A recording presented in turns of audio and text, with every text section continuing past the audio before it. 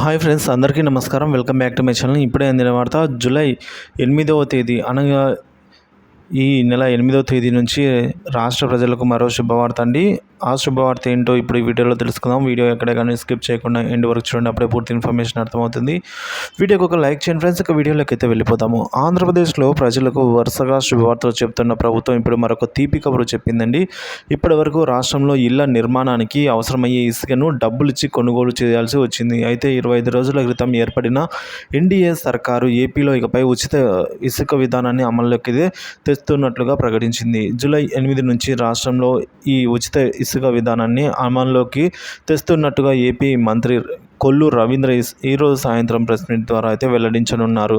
ఇక ఇసుక విధానానికి సీఎం చంద్రబాబు కూడా ఆమోదం తెలిపినట్టు విషయం అందరికీ తెలిసిందే అండి. ఈ నెల 8 నుంచి ఉచిత ఇసుక విధానం అమల్లోకి రానుంది. చంద్రబాబు ప్రజలకు ఇచ్చిన వాగ్దానాల్లో ఒక్కొక్కటిగా నిలబెట్టుకుంటున్నారు.